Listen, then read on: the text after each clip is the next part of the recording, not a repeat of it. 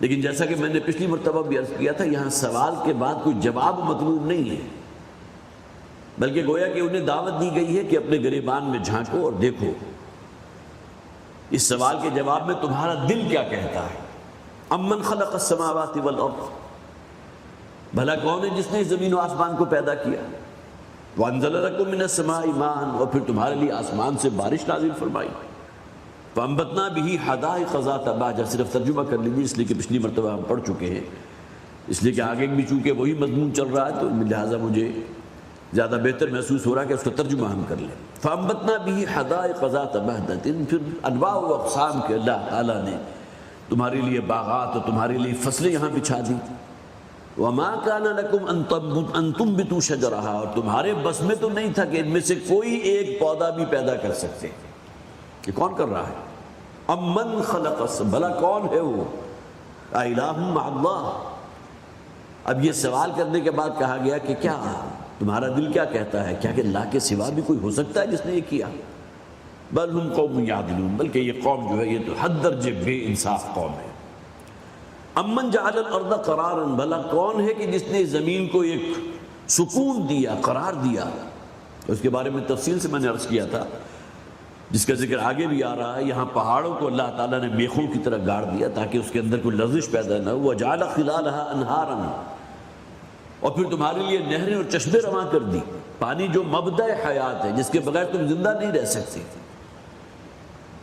وہ جس طرح تمہارے لیے زمین میں اس کے چشمے روا کیے۔ وجعل لها رواسیا، اور پھر اس میں تمہارے اس زمین کے جو ہے بوجھ ہم نے گاڑ دیے، میخیں گاڑ دی۔ وجعل بین البحرین حاجزا، اور اسی طرح سمندروں اور دریاؤں کے درمیان ہم نے دو رووں کے درمیان ایک حد قائم کر دی، ایک پردہ قائم کر دیا۔ الہ مع اللہ، کیا اللہ کے سوا بھی کوئی اور معبود ہے، کوئی اور ساجی ہے؟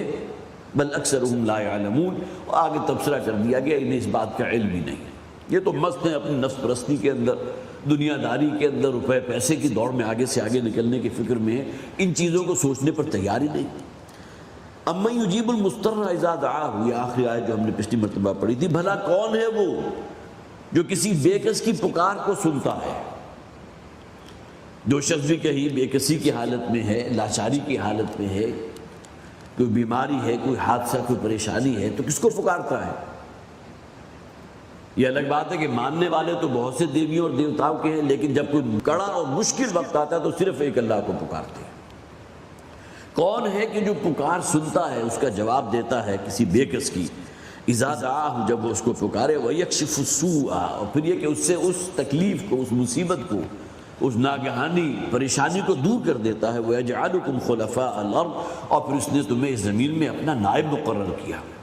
الہ مع اللہ، کیا اللہ کے سوا کوئی اور معبود ہے؟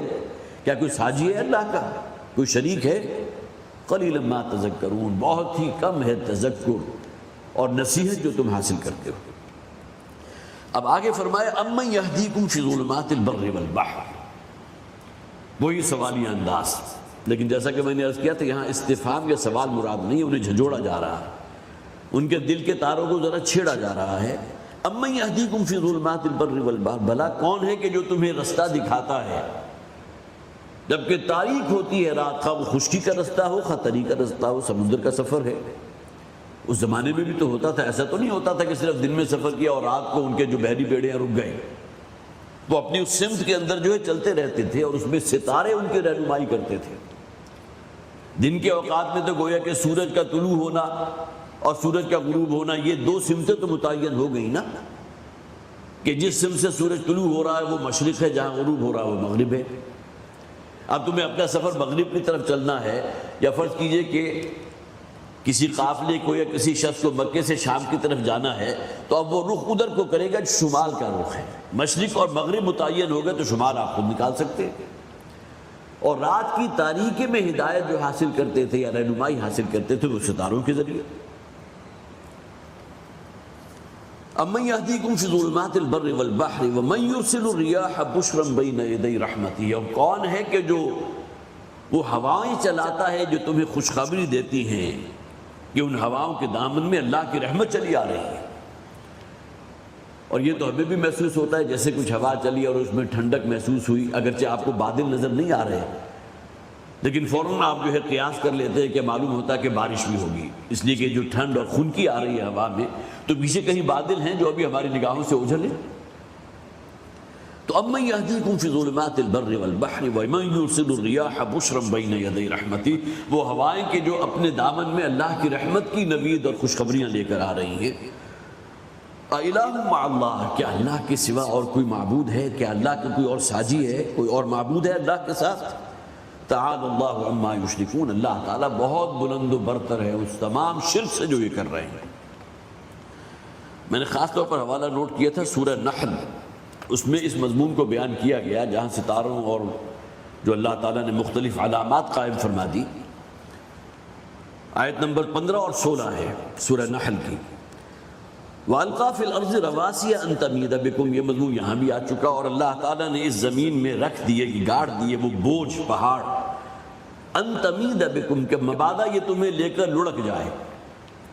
اس کی مثال میں نے یاد ہوگا آپ کو پچھلی مرتبہ دی تھی، وہ ویل بیلنسنگ جو ہوتی ہے بڑی بری طرح جو ہے پہیہ کانپ رہا ہوتا ہے، لیکن جیسے ہی آپ نے اس کے ساتھ کوئی ویٹ ایڈ کیا وہ پرسکون ہو جاتا ہے۔ تو زمین کی جو اتنی تیز حرکت ہے اپنی محور کے گرد، تو اس کو سٹیبلائز کرنے میں ان پہاڑوں کا رول ہے۔ قرآن خود کا ان تمید بکم، اگر یہ پہاڑ نہ ہوتے تو زمین تمہیں لے کر کہیں لڑک جاتی، کائنات کے کسی گوشے میں جا کر گم ہو جاتی۔ وَأَنْهَارًا، اور پھر اللہ تعالیٰ نے تمہارے لیے نہریں نکال دی، وَسُبُلًا لَعَلَّكُمْ تَهْتَدُونَ، اور پھر تمہارے لیے اس زمین میں رستے نکال دیے۔ دو پہاڑوں کے درمیان وادی ہے نا، ایک وادی کے لوگ دوسری وادی کے لوگوں سے کوئی تعلق رکھتے ہیں، دونوں درمیان میں پہاڑ ہیں، لیکن کوئی رستے ایسے ہیں کہ جہاں سے آپ کو، جن حضرات نے بھی ہمارے جو شمالی علاقہ جاتے ہیں وہاں سیر کی ہو تو انہیں تمام چیزیں نظر آ جاتی ہیں۔ ایسی بستیاں کہ جہاں تک پہنچنا محسوس ہوتا ہے کہ ممکن ہی نہیں، اور وہاں آبادیاں موجود ہیں، وہاں کھیتی باڑی ہو رہی ہے، وہاں مویشی موجود ہیں، اور ان کا آپس میں بھی رابطہ ہے۔ وہ پگڈنڈیاں تو ہے نا جن پر چل کے ایک دوسرے سے جو ہے وہ میل ملاپ ان کا ہوتا ہے۔ لعلکم تہتدون، تاکہ تم راہ یاب ہو جاؤ، ہدایت سے مراد تاکہ تم راستہ پا لو۔ وعلامات، اور اسی طرح زمین میں اللہ تعالیٰ نے بڑی علامات بنا دی ہیں۔ فلاں جگہ جو ہے کھجوروں کے درخت کا کوئی جھنڈ ہے، یہ ایک علامت بن گئی، لینڈ مارک ہے۔ کوئی خاص شکل کا جو ہے کوئی چٹان اگر کہیں موجود ہے تو وہ ایک بہت بڑا لینڈ مارک بن گئی، جو گویا کہ آپ کی رہنمائی کر رہی ہے کہ آپ کا رستہ جو ہے آپ صحیح رستے پر چل رہے ہیں، اس لیے کہ لینڈ مارک موجود ہے۔ وعلامات وبالنجم هم يهتدون، اور اسی طرح ستاروں کے ذریعے بھی یہ لوگ رہنمائی حاصل کرتے ہیں۔ رات کی تاریکی میں نہ وہ زمین کے لینڈ مارک نظر آ رہے ہیں، نہ کوئی اور شے نظر آ رہی ہے، لیکن یہ کہ اللہ تعالیٰ نے بہرحال آسمانوں کے اندر جو نظام بنایا، تو اس ستاروں کی رہنمائی میں جب تک یہ تمام گیجٹس جو آج ہمارے پاس موجود ہیں اس وقت تک موجود نہیں تھے، تو لوگ رات کو سفر کرتے تھے تو انہی ستاروں کی رہنمائی میں۔ تو امن یہدیکم فی ظلمات البر والبحر ومن یرسل الریاح بشرا بین یدی رحمتہ وإلہ مع اللہ، کیا اللہ کے ساتھ کوئی اور شریک ہے؟ تعالی اللہ عما یشرکون، اللہ تعالیٰ بہت بلند ہے اس شرک سے جو کر رہے ہیں۔ امن یبدأ الخلق ثم یعیدہ، بھلا کون ہے کہ جس نے خلق کی ابتدا کی؟ تخلیق اسی سے بنا نا، خا لام اور قاف، کسی شے کو بنانا، کسی شے کی تخلیق کرنا۔ امن یبدأ الخلق، جس نے خلق کی ابتدا کی تھی۔ اس پوری کائنات کو اگر آپ فوکس کریں تو اس کائنات کی بھی تو کوئی ابتدا تھی نا، اس سے پہلے کیا تھا؟ اب ہماری جو بھی سائنٹیفک جتنی بھی کوئی معلومات ہیں جہاں تک یہ جا چکے ہیں، وہ یہ کہتے ہیں اس سے پہلے اس کائنات پہ سوائے انرجی کے اور کچھ نہیں تھا۔ وہ انرجی کہاں سے آئی ان کا جواب ان کے پاس بھی نہیں، اور پھر اتنی زیادہ انرجی تھی کہ اس کے اندر بڑے بڑے ایکسپلوژنز ہوئے، جو بگ بینگ کی تھیوری آپ نے سنا بھی ہوگا کہ اس کائنات کی ابتدا اصل میں وہ انرجی جو تھی اس کے اندر جو ایکسپلوژن ہوئے بڑے بڑے، تو جس کی وجہ سے یہ سالڈ جو ہے جسم، خواہ وہ سورج ہو، خواہ ستارے ہو، یا مریخ ہو، عطارد ہو، یہ وجود میں آ گئے۔ یہ تو ہمارا چھوٹا سا ایک فیملی جو ہے سورج کی فیملی، اس کا معاملہ ہے نا کہ 9 سیارے اس کے گرد حرکت کر رہے ہیں، لیکن یہ سورج ہماری گلیکسی میں کس درجے کا ہے؟ وہ ایک نقطے سے زیادہ، یہ پوری فیملی اس سے زیادہ نہیں۔ تو کس نے اس کائنات کی تخلیق کا آغاز کیا تھا؟ امن یبدأ الخلق ثم یعیدہ، کس نے ابتدا کی تھی اس خلق کی؟ یہ تم اپنی نگاہوں کے سامنے جو ستارے اور چاند اور سورج نظر آ رہے ہیں، کس نے بنائے؟ ثم یعیدہ، اور اس کے بعد وہ اعادہ بھی کرے گا۔ یہاں اکثر و بیشتر مفسرین نے مراد تو انسان کا لیا کہ انسان کو کس نے پیدا کیا؟ اور پھر انسان کو دوبارہ بھی وہ پیدا کرے گا. ہمارا ایمان ہے نا کہ اللہ تعالیٰ قادر ہے الا ان یحیی الموتى کہ مردوں کو زندہ کر دے. اور اس کی مثال سورہ قیامہ میں دی گئی کہ بالکل ایک بے جان نطفہ جو ہے اس سے اللہ تعالیٰ نے ایک مکمل انسان جو ہے اس کی تخلیق فرما دی. اور وہ اس پر بھی قادر ہے کہ کسی مردے کو جو انسان ایک مردہ نہیں بلکہ سینکڑوں ہزاروں اربوں خربوں مردوں کو دوبارہ زندہ کر دے. تو امن یبدأ الخلق ثم یعیدہ، اس میں ایک طرف اشارہ یہ بھی ہے کہ اس نے ہی تمہیں تمہاری تخلیق کی، ثم یعیدہ، اور پھر تمہیں دوبارہ تمہارا اعادہ کرے گا، تمہاری تخلیق دوبارہ کرے گا. اس کے علاوہ ایک پہلو اس کا یہ بھی ہے کہ ہر شے جو یہاں پیدا ہو رہی ہے اس کے ایک تدریج یا ایولیوشن کا پروسیس ہے. ایک نطفہ ہے، نطفے سے پورا انسان بن گیا، ایک تدریج ہے نا اس میں، 9 مہینے 10 دن لگے. اسی طرح بیج آپ نے زمین میں ڈالا، چند ہفتوں کے بعد جو ہے وہ گدرایا اور اس کی کوپلیں نکل آئیں، اور اس کے بعد یہ چند مہینوں کے اندر فصل جو ہے وہ لہلہانے لگ گئی. اور اس کے بعد پھر اسی سے آپ نے وہ بیج دوبارہ حاصل کر لیا کہ جس کو اب پھر وہی پروسیس جو ہے اس پر گزر رہا ہے، وہ پھر دوبارہ زمین کی تاریکی میں جا رہا ہے. پالتا ہے بیج کو مٹی کی تاریکی میں کون، اور کون لایا کھینچ کر پچھم سے باد سازگار. یہ کون کا لفظ جو ہے بار بار آ رہا ہے. امن امن، کون ہے وہ، کون ہے وہ جو یہ کر رہا ہے، کون آسمان سے بارش نازل فرما رہا ہے، کون تمہاری فصلوں کو لہلہا رہا ہے، کون ہے وہ. تو امن یبدأ الخلق ثم یعیدہ، کون ہے کہ جس نے اس تخلیق کی کا آغاز کیا تھا. ابتدا، بدا کسی شے کو شروع کرنا، اسی سے لفظ ابتدا بنا ہے، ابتدا کرنا.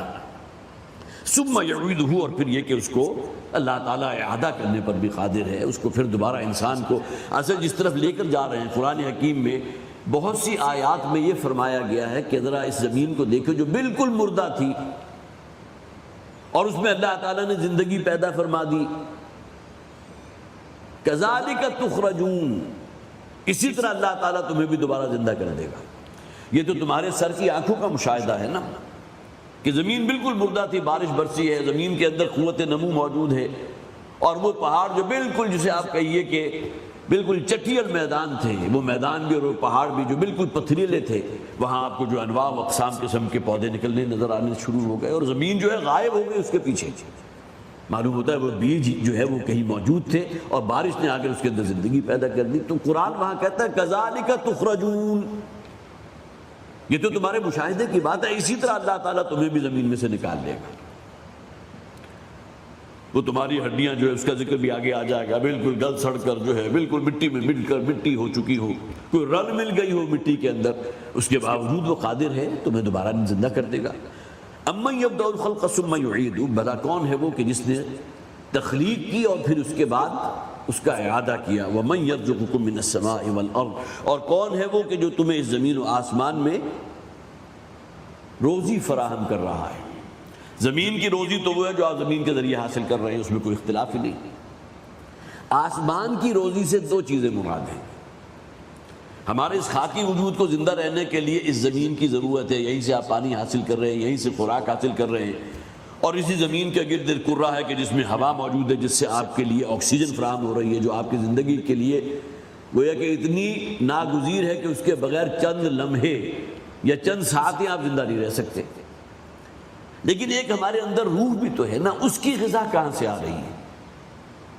تو آسمانی جو غذا ہے اس میں جہاں قرآن ذکر کرتا ہے پانی کا، اگرچہ یہ پانی کہیں آسمان سے ڈائریکٹلی ایسا نہیں ہے بہت بڑا کوئی سٹور ہاؤس اللہ تعالیٰ نے بنا رکھا ہے، اس کے اندر کوئی چھلنی لگی ہوئی ہے، اللہ حکم دیتا ہے وہ چھلنی کے جو ہے وہ سوراخ کھل جاتے ہیں، بارش برسنے لگتی ہے. اسی زمین کا پانی ہے نا جو واٹر سائیکل جو ہے، آبی بخارات بنا ہے، اوپر جا کر کنڈنس ہوا ہے، پھر وہ بادل بن گئے ہیں، پھر ہوا لے کر چلی ہے، اور اللہ تعالیٰ کے حکم سے جہاں اللہ کا حکم ہوا وہ ہوا جو ہے ان بادلوں کو برسا دیتی ہے. یہ پورا واٹر سائیکل ہے جو ہم نے پڑھا بھی تھا 7ویں 8ویں جماعت میں، کہ معلوم ہوتا ہے کہ وہی پانی جو ہے پھر برس کے پھر زمین میں جذب ہو جاتا ہے، یا ندی نالوں کی صورت میں جو بہتا ہوا بالآخر پھر سمندر میں پہنچ جاتا ہے، اور وہاں سے پھر آبی بخارات بن جاتے ہیں. پورا سائیکل ہے. تو آسمان سے پانی کا نازل ہونا یہ آسمانی غذا ہے. اور دوسرے تمہارے اندر جو روح موجود ہے اس کی غذا آسمان سے اللہ نازل فرماتا ہے. اور اس میں کوئی شک نہیں ہے کہ ہمارے روح کی غذا ہے قرآن حکیم کی آیات. ان آیات کی تلاوت کرو، ان پر غور و فکر کرو تو تمہیں اپنی روح کے اندر ایک زندگی، نئی زندگی محسوس ہوگی۔ اب ماہ رمضان بالکل آنے والا ہے، بالکل جسے آپ کے یہ حضور نے جو فرمایا تھا تم پر سایہ فگن ہو چکا، قد اظلکم شہر عظیم، اس میں دن کا روزہ اور رات کے وقت میں قرآن حکیم کے ساتھ ایک تعلق قائم کرنا ہے، ان کا دونوں کا چولی دامن کا ساتھ ہے۔ دن کے روزے کے نتیجے میں ہمارے جو حیوانی جبلتیں ہیں، ہمارے جو حیوانی تقاضے ہیں، انہیں ضعف لاحق ہوتا ہے، وہ کمزور پڑتے ہیں۔ دن میں تو آپ 4 6 دفعہ کھانا کھا رہے ہیں، جب کوئی شے اچھی ملی کھا لی، لیکن روزے کے دوران اللہ کا حکم ہے کہ 15-16 گھنٹے جتنے بھی ہیں اس میں آپ نے کوئی کھانے پینے کی چیز وہ آپ نہیں لے سکتے۔ پھر یہ کہ جو بھی شہوت ہے اس کو پورا نہیں کر سکتے، یہ کنٹرول ہے نا، الصوم جنۃ۔ روزہ جو ہے ایک ڈھال کے درجے میں ہے، آپ کی نفسانی خواہشات کو کنٹرول کرنے کے اندر روزہ جو ہے اس کی کلیدی حیثیت ہے۔ اب جیسے ہی آپ کی وہ حیوانی تقاضے کمزور پڑیں گے، انہیں ضعف لاحق ہوگا، تو اندر جو روح موجود ہے اسے موقع ملے گا اپنے رب کے ساتھ تعلق پیدا کرنے کا۔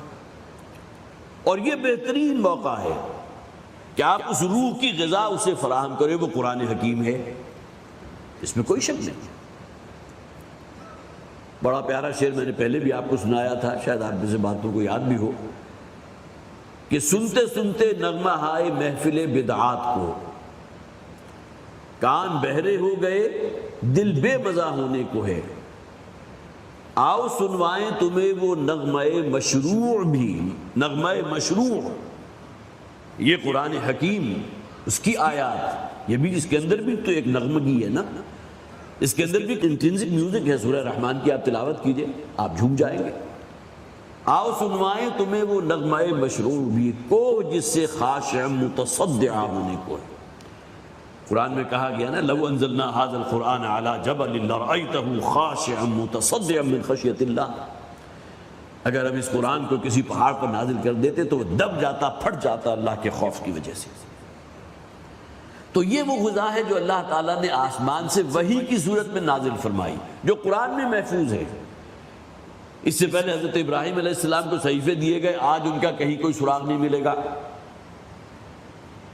تورات موجود، انجیل موجود، لیکن صحف ابراہیم یا حضرت داؤد کو جو زبور عطا فرمائی گئی تھی اس کی کوئی سراغ تو نہیں ہے، اس لیے کہ ابھی اللہ تعالیٰ نے اپنا آخری کلام نازل فرمانا تھا جو قیامت تک کے لیے حجت بنے گا۔ تو اب اگر ہمیں اپنے روح کی کوئی سیرابی کا بندوبست کرنا ہے تو اس کے علاوہ کوئی ذریعہ نہیں کہ قرآن حکیم کی تلاوت، اس کے ساتھ اپنے تعلق کو مضبوط سے مضبوط کریں، اس کی گہرائیوں میں غوطہ کریں اور اس سے وہ حکمت کے موتی برآمد کریں۔ وَمَن يَرْزُقُكُم مِّنَ السَّمَاءِ وَالْأَرْضِ أَإِلَٰهٌ مَّعَ اللَّهِ، کیا اللہ کے ساتھ کوئی اور شریک ہے؟ قُلْ هَاتُوا بُرْهَانَكُمْ إِن كُنتُمْ صَادِقِينَ، اے نبی ان سے کہہ دیجئے کہ اگر کوئی دلیل تمہارے پاس ہے تو لے آؤ اگر تم سچوں میں سے ہو، کہ اس کائنات کی تخلیق فلاں دیوی نے کی تھی، یا آسمان سے بارش کا نازل فرمانے والا فلاں دیوتا ہے، اولاد نرینہ دینے والی فلاں دیوی ہے، اگر کوئی ثبوت تمہارے پاس ہے، کوئی فیکٹس اینڈ فگرز موجود ہے تو پیش کر دو۔ قُلْ هَاتُوا بُرْهَانَكُمْ إِن كُنتُمْ صَادِقِينَ قُلْ لَا يَعْلَمُ مَنْ فِي السَّمَاوَاتِ وَالْأَرْضِ، اے نبی ان سے کہہ دیجئے کہ زمین و آسمان کی کسی شے، الغیب کا لفظ آ گیا، کسی پوشیدہ شے کا جاننے والا سوائے اللہ کے اور کچھ نہیں، الا اللہ۔ اب یہ غیب کی چیزیں جو ہیں، عندہ مفاتح الغیب، سورہ انعام میں فرمایا گیا یہ غیبی جتنے بھی امور ہیں اس کی کنجیاں اللہ کے پاس ہیں۔ سب سے بڑی غیب ہمارے لیے جس کا قرآن بہت جگہ ذکر کرتا ہے وہ قیامت کب آئے گی، بلکہ روایت موجود بھی ہے اور مولانا مودودی رحمۃ اللہ علیہ اسے اپنی تفہیم میں لے کر آئے ہیں، حضرت عبداللہ ابن عباس رضی اللہ تعالیٰ ان کے راوی ہیں۔ وہ فرماتے ہیں کہ ایک شخص جو مدینہ کا رہنے والا تھا یا مدینہ کے مضافات کا بدو تھا، وہ حضور کی خدمت میں حاضر ہوا اور پھر پے در پے اس نے کئی سوالات کیے، بلکہ اس حدیث کے اندر ان سوالوں کا ذکر بھی موجود ہے۔ سب سے پہلا سوال یہ تھا کہ قیامت کب آئے گی، اے محمد صلی اللہ علیہ وسلم ذرا یہ باتیں جو ہیں ان کا جواب مجھے دیجئے جلدی سے، قیامت کب آئے گی۔ دوسرا یہ کہ بارش کب ہوگی، اور خاص طور پر اگر آپ سرزمین عرب کو ذہن میں رکھیں تو وہاں تو پورا سال بارش نہیں ہوتی۔ اب کسی شخص نے اگر محنت کی ہے، کوئی نخلستان یا تھوڑا سا علاقہ اسے ملا ہے، بیج تو ڈال دیا، منتظر ہے بارش کب ہوگی، دوسرا سوال اس کا یہ تھا۔ پھر تیسرا سوال یہ تھا کہ میری بیوی جو ہے وہ حاملہ ہے، آپ مجھے بتائیے کہ میرے ہاں بیٹا پیدا ہوگا یا بیٹی پیدا ہوگی۔ چوتھا سوال یہ تھا کہ میری موت کہاں واقع ہوگی، اس لیے کہ اس زمانے میں ہوتا تھا قافلے جا رہے ہیں، کوئی تجارتی غرض سے جا رہا ہے، اور مہینوں نہیں بلکہ سالوں کا سفر ہوتا، پیدل سفر ہوتا تھا۔ اب پیدل سفر اگر کسی کو مکہ سے کرنا ہو شام تک کا تو اس میں کتنے ہفتے لگیں گے، اسی دوران جو ہے کہیں کوئی بیماری آ گئی، اسی میں لوگ ہلاک ہو جاتے تھے۔ تو مجھے یہ بھی بتائیے کہ میری موت کہاں واقع ہوگی، آیا یہاں اس مدینے میں میری موت واقع ہوگی یا کس جگہ ہوگی، اور پھر یہ کہ آج جو میں نے کمایا ہے اس کا تو مجھے علم ہے، مجھے یہ بتائیں کل میرے ساتھ کیا ہونے والا ہے۔ اب یہ سوالات ہیں جو حضرت عبداللہ ابن عباس رضی اللہ تعالیٰ عنہ فرماتے ہیں کہ وہ اس شخص نے حضور صلی اللہ علیہ وسلم سے کیے، اور دیکھیے بالکل معلوم ہوتا ہے کہ وہی جواب ہے جو اللہ تعالیٰ نے سورہ لقمان کی بالکل آخری آیت میں دیا ہے، ان اللہ عنده علم الساعة وينزل الغیث ويعلم ما في الارحام وما تدری نفس ماذا تکسب غدا وما تدری نفس بأی ارض تموت۔ اور اس روایت میں بھی ہے کہ نبی اکرم صلی اللہ علیہ وسلم نے قرآن حکیم کی یہ آیت پڑھ کر سنا دی کہ قیامت کا علم صرف اللہ کے پاس ہے، اسی کو معلوم ہے کہ بارش کب نازل ہوگی، اور اسی کو معلوم ہے کہ رحم مادر میں کیا ہے، بچہ ہے، بچی ہے، سعید ہے، شقی ہے، اس کے علم میں ہے۔ پھر یہ کہ اسی کے علم میں ہے کہ تمہاری موت کب اور کہاں واقع ہوگی، تمہارے پاس کوئی، یہ تمام غیب کی باتیں ہیں نا۔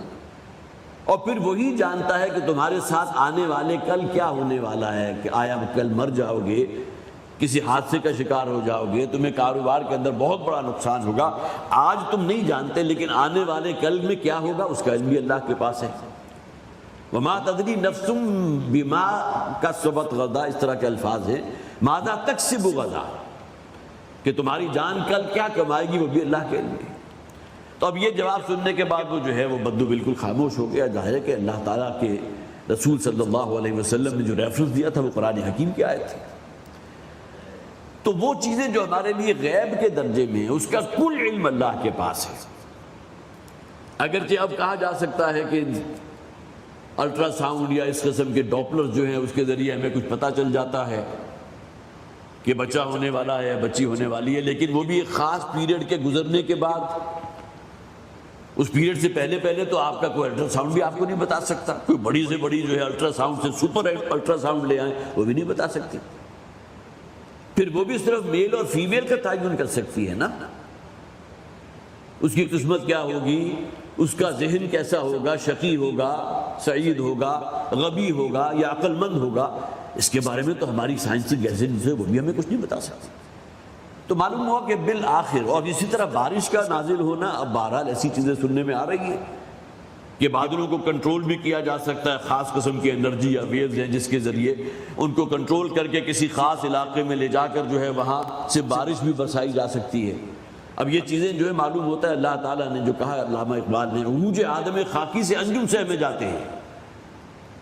یہ جو آدم ہے، بنی آدم کی جو اولاد ہے، یہ اپنی اس عقل کی جو بھی ہے وادیاں اس میں اتنا آگے بڑھ چکی ہے کہ یہ ستارے جو ہیں یہ بھی سہم کر رہ گئے، ان کا جو ہے معاملہ کہاں تک ہوگا۔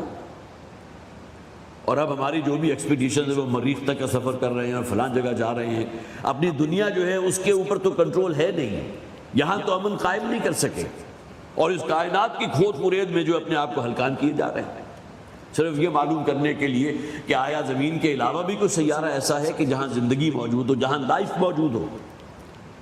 اس سے تمہیں کیا فائدہ حاصل ہوگا، اس سے تمہاری کون سی آخرت سنور جائے گی، لیکن جسے آپ کہیے کہ ٹریلینز کا بجٹ ہے کہ جو اس کام میں صرف ہو رہا ہے۔ تو فرمایا گیا قُلْ لَا يَعْلَمُ مَنْ فِي السَّمَاوَاتِ وَالْأَرْضِ الْغَيْبَ إِلَّا اللَّهِ، زمین و آسمان کا جو غیب کا علم ہے وہ سوائے اللہ کے اور کسی کے پاس نہیں۔ اسی طرح حدیث جبرائیل علیہ السلام کا میں خاص طور پر حوالہ دوں گا، جس میں حضرت جبرائیل جو ہے انسانی شکل میں جب آئے تھے اور قیامت کے بارے میں انہوں نے حضور سے سوال کیا تھا، تو آپ نے کیا جواب دیا تھا؟ مَا الْمَسْئُولُ عَنْهَا بِأَعْلَمَ مِنَ السَّائِلِ، کہ جس شخص سے سوال کیا جا رہا ہے اس کے بعد سائل سے زیادہ علم نہیں ہے۔ جس طرح حضرت جبرائیل کو معلوم نہیں ہے کہ قیامت کب آئے گی، اسی طرح حضور نے فرمایا میرے علم میں بھی نہیں کہ قیامت کب آئے گی۔ یہ تمام چیزیں غیبی امور میں سے۔ وَمَا يَشْعُرُونَ أَيَّانَ يُبْعَثُونَ، اور انہیں اس کا کیا شعور ہے، وہ کوئی شعور نہیں رکھتے کہ انہیں کب زندہ کیا جائے گا، کب ان کی دوبارہ تخلیق ہوگی۔ ظاہر ہے کہ مرنے کے بعد جی اٹھنا وہی قیامت کی بات۔ بل ادارک علمہم فی الآخرہ، بڑے خوبصورت الفاظ سے ادارک، دام را اور دال رام را اور کاف یہ اس کا مادہ ہے، اور یہ آتا ہے کسی شے کی کھود کرید کرنا، اس کی تہ میں اتر جانا، جسے ادراک کہتے ہیں، فلاں شے کا مجھے ادراک حاصل ہو گیا۔ تو گویا کہ کسی شے میں تحقیق کرتے ہوئے انسان کا بالکل عاجز آ جانا، اس کائنات کی گتھیوں کو سلجھاتے ہوئے ایک پوائنٹ آتا ہے کہ جہاں انسان آ کر بالکل متحیر ہو جاتا ہے، اللہ کی ذات کا جو بھی ایک امپیکٹ اس کے قلب و ذہن کے اوپر جو ہے وہ گویا کہ پرنٹ ہوتا ہے کہ اللہ کا وجود کیسا ہے، اللہ تعالیٰ کی جو ہے اختیار کیسا ہے، اللہ کی قدرت کیسی ہے، اللہ کی سماعت کیا ہے، اللہ کی بصارت کیا ہے، اس کی قدرت کاملہ کیا ہے، انسان جو ہے بالکل متحیر ہو جاتا ہے۔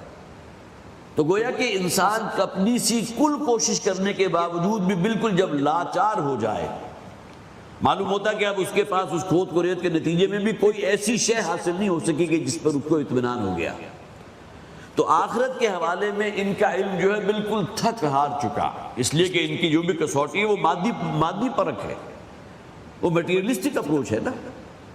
آج تک کسی نے مرنے کے بعد آ کر یہ نہیں بتایا کہ قبر میں میرے ساتھ کیا ہوا تھا، کجا یہ کہ آخرت کا تصور، مرنے کے بعد کی ابدی زندگی کا تصور، پل صراط اور پھر جہنم اور پھر جنت اور پھر اصحاب اعراف، پھر جہنم کے اندر ایک ایسا درخت جو جہنم کی تہ سے اگے گا، شجر زقوم، ان تمام چیزوں کا قرآن میں ذکر ہے نا۔ یہ تمام چیزیں غیبی امور میں سے ہیں، اور اس کے اندر جب یہ اپنے عقل کی گتھیوں کو جو ہے استعمال کرتے ہیں، سلجھانے کی کوشش کرتے ہیں، تو ان کا علم جو ہے بالکل تھک ہار کر مایوس اور نامراد ہو جاتا ہے۔ بل ادارک علمہم فی الآخرہ۔ اور اسی حوالے سے آخرت کا انکار کرنے والے جو ہیں اس کے مختلف شیڈز آپ کو ملیں گے۔ ایک شیڈ جو بالکل چٹا انکار ہے، اس کا ذکر تو اگلی آیات میں آ جائے گا، بلکہ اگلی آیت میں موجود ہے، وقال الذین کفروا اذا کنا ترابا وآباؤنا انا لمخرجون۔ وہ تو گویا کہ مرنے کے بعد دوبارہ پیدا ہو جانا، یہ بعث بعد الموت، اس کا چٹا انکار ہے کہ کیا ہم اور ہمارے آباء و اجداد، باپ دادا پردادا لگڑ دادا اور اوپر چلے جائیے، جو ہزاروں سال پہلے ہو گزرے، کیا انہیں دوبارہ زندہ کر دیا جائے گا؟ اب یہ چیزیں گویا کہ آخرت کا بالکل کور اور چٹا انکار ہے۔ وما ہی الا حیاتنا الدنیا نموت ونحیا، جو کچھ ہے بس یہ دنیا کی زندگی ہے، اس میں انجوائے کرو، اس میں مستیاں کرو، اس میں ایک دوسرے کے ساتھ جو ہے چاہے وہ ظلم اور جور روا رکھو، لیکن خوب اپنے لیے جو ہے عیاشیوں کے فراہم کر لو پوری طرح، بس یہی کچھ دنیا ہے۔ اس لیے کہ آخرت کے معاملے میں تو ان کا علم جو ہے بالکل تھک ہار چکا، وہاں تک رسائی اور یقین کا پیدا ہو جانا دل کے اندر آخرت کا۔ قرآن حکیم میں کتنے بہت سے مقامات پر، کم سے کم 2 یا 3 مقامات ہیں جہاں کہا گیا وَبِالْآخِرَةِ هُمْ يُوقِنُونَ، آخرت پر تو ان کا ایمان جو ہے وہ یقین کے درجے والا ایمان ہے، اور جب تک وہ ایمان حاصل نہیں ہوگا کسی بندہ مومن کو، اس کی زندگی میں کوئی انقلاب پیدا ہو جانا، اس کے اعمال کے اندر کوئی اصلاح پیدا ہو جانا، اس میں تقویٰ جو ہے اس کا پیدا ہو جانا، یہ ممکن نہیں ہے جب تک وہ یقین کے درجے کا آخرت پر ایمان موجود نہ ہو۔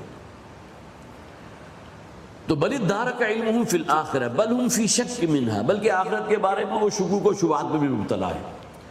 کوئی خیال تو آتا ہے، کچھ کتابیں بھی ہیں، اس کے اندر ذکر بھی ہے مرنے کے بعد کی زندگی کا، لیکن دل کو یقین حاصل نہیں ہے۔ ان نظن الا ظنا، بس صرف ظن کے درجے میں، گمان کے درجے میں آخرت پر ایمان تو ہے، اور اللہ ماشاءاللہ ہم میں سے اکثر و بیشتر لوگ وہی ہیں کہ جن کا ایمان اسی درجے کا ہے۔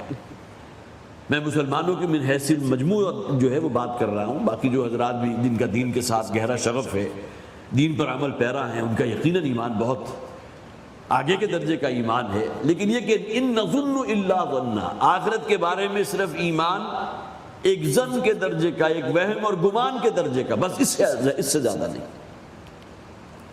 تو بل ہم فی شک منہا، بلکہ انہیں آخرت کے بارے میں شکوک و شبہات ہیں، بل ہم منہا عمون، بلکہ اس کے بارے میں تو یہ بالکل ہی اندھے ہو چکے۔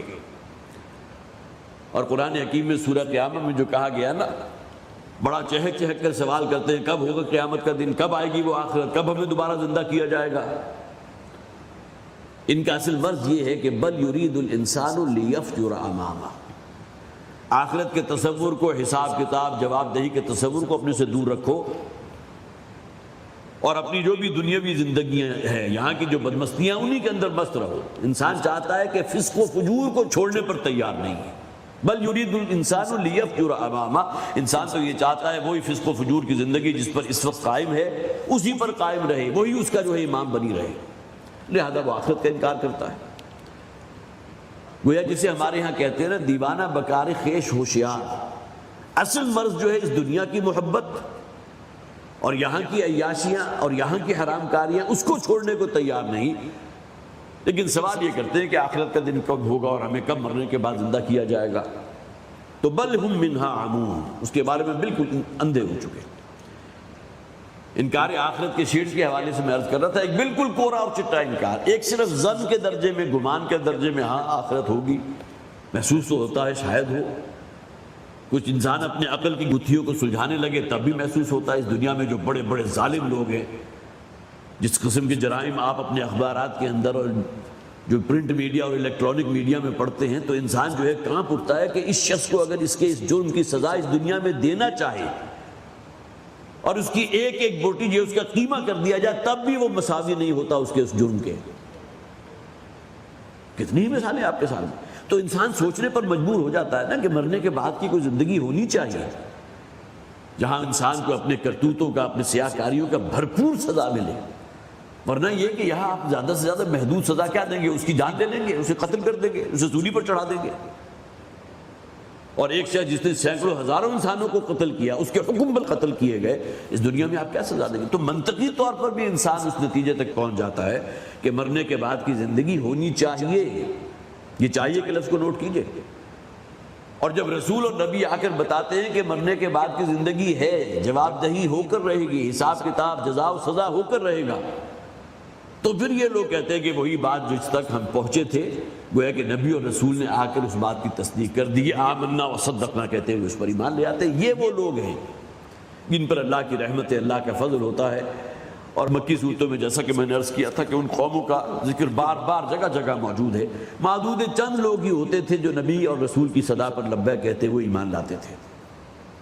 وقال الذين كفروا واذا كنا ترابا وآباؤنا انا لمخرجون، اور وہ لوگ جو کافر ہیں وہ یہ کہتے ہیں کہ جب ہم بالکل مٹی ہو جائیں گے، وآباؤنا، اور ہمارے وہ آباء و اجداد جو سینکڑوں سال پہلے مر گئے، انا لمخرجون، کیا ہمیں دوبارہ زمین سے نکال لیا جائے گا؟ کیا ہمارا دوبارہ اخراج ہو جائے گا؟ لقد وعدنا هذا نحن وآباؤنا من قبل، اور اس بات کو بھی تسلیم کرتے ہیں کہ یہی باتیں ہیں کہ جس کا وعید دی گئی تھی، جس کی دھمکیاں دی گئی تھیں ہم سے پہلے، ہمارے آباء و اجداد جو ہم سے پہلے ہو گزرے ہیں، ان کو بھی اور ہمیں بھی یہی باتیں سنائی جا رہی ہیں۔